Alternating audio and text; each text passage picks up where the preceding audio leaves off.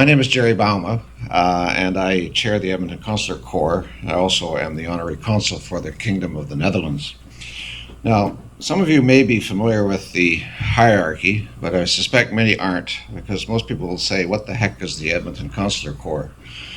Well, we're actually an assembly of honorary consuls and a consul general located here in Edmonton. And if you understand the hierarchy, everybody understands embassies and ambassadors, which are always in the capital. And then countries may have consulates, which are physical structures depending upon their strategy and the diaspora, quite frankly, of the country that's being represented. In the case of the Netherlands, we have a consulate in Toronto and a consulate in Vancouver. That's headed by a consul general. And then the country may choose to have honorary consuls to be in locations where there are decided interests. Alberta, as you know, has a large Dutch immigrant population here. And so we have two honorary consuls in Alberta, myself, and then in Calgary is Katrina LeMay-Doan, who you may recognize because of her athletic prowess. So that's how the hierarchy works. Now, in terms of the honorary, the Consular Corps here in Edmonton, we have, as I mentioned, one consul, and that's Ukraine, which is in the process of replacing or naming a new consul general.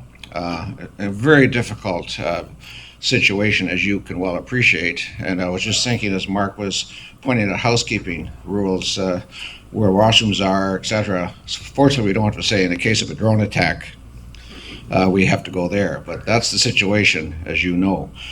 Most of our members are European, right? The Baltic region in particular. Iceland, Ireland, Norway, Sweden, Denmark, Estonia, Latvia, Poland, Germany, Netherlands, Belgium, France, Spain, Malta, Italy. We have some African countries represented as well, Mauritania, Botswana, Jamaica, Barbados, and Japan. So I should say that the honorary consuls are indeed honorary and volunteer. They're not staff. In many cases, you get what you pay for. That's a point of debate. And we've been chosen because of our connections to community and ability to facilitate whether it's business, political, or cultural relationships. So this conference is all about NATO, NATO-led peace support operations, particularly in the Balkans, some 30 years ago. I don't have a military background myself, but I'm in this country because of a military event that took place, arguably the Canadian Army in a peacemaking mission in the Netherlands in 1944, 1945. My parents were 15 when they were liberated by the Canadian Army, and of course that was a huge event in the life of the Dutch people. And Jason Watt, who's sitting there, and I worked on a very successful liberation event just about a month ago. My father served in the Dutch Army from 1948 to 1950, a member of the 49th B Princess Irina Brigade, scheduled to serve in Indonesia, but was the last cohort not to go. And he was seeking adventure and decided he wanted to get out of the Netherlands, and Canada was the choice because of the special bond and that relationship that had been established in 1944, 1945. I'm told that the Dutch Army and the Canadian Army have really similar culture, and I think Laurie can probably testify to that. Their cooperation has remarkably smooth. They've served together in places like the Balkans, which is going to be spoken about today, in Afghanistan. And I was thinking about that, and perhaps the reason why the cultures are so similar and compatible is that we both live next door to major powers. We live next to the USA. The Netherlands is in the middle of four major powers historically: the UK, England, France. Napoleon had an extended visit back in the early 1800s. Spain, 100 years prior to that. And of course, Germany, all who have occupied the Netherlands at various points in time. But the Netherlands is a small country. And I think both Canada and the Netherlands know intrinsically the key dynamic in that relationship between the big power or powers and a smaller country is not to antagonize them, but to figure out how to get along. And so I think, and I've had friends in the Canadian Army on war games, and they typically do very well against the Americans because they rely power and force, where we have to rely on intellect and intuition and the smarts, and working toward peaceful solutions. And as you know, Canada has been known as a nation of peacekeepers, starting particularly in '56 with the Suez Crisis, where Lester B. Pearson distinguished himself and led that process. Winner of a Nobel Peace Prize in '57.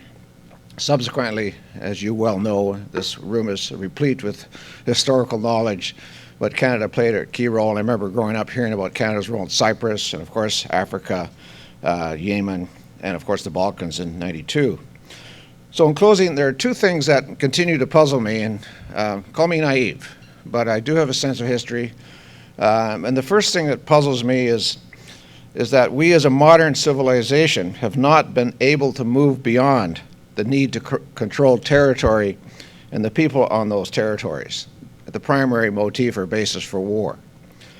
If the broad goal is to create a better society, no matter what ideology you represent or what political party for that matter, is this really a successful strategy?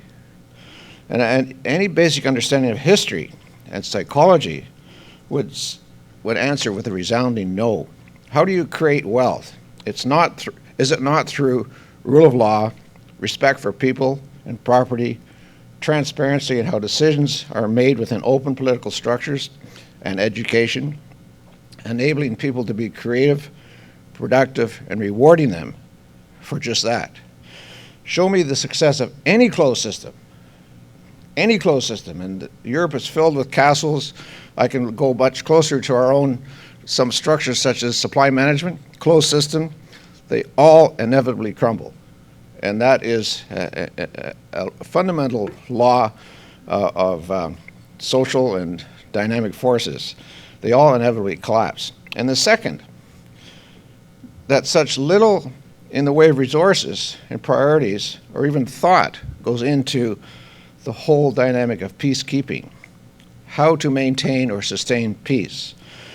We have military academies galore, and I have read the biographies of some of the speakers today. I too went to a U.S. school with a large reserve officer training corps. I wasn't there for that reason. But the militarism and the presence of the military is very evident in the U.S., as many of you would testify. So we have all these military academies and academic departments and army resources. Why not peacekeeping academies? What would happen if we were to focus on more effective dispute resolution strategies, understanding and creating the conditions for peace that in turn can create the conditions for wealth creation, which goes back to my first point. So I think the notion of peacekeeping and the conversations you're having here today are vastly under-realized, need to be spoken about much more, and may these discussions be a harbinger for many more, and most importantly, increase public consciousness with respect to the necessary conditions for peace. And of course, the keeping of peace. So congratulations. I wish you well today. Thanks for this opportunity.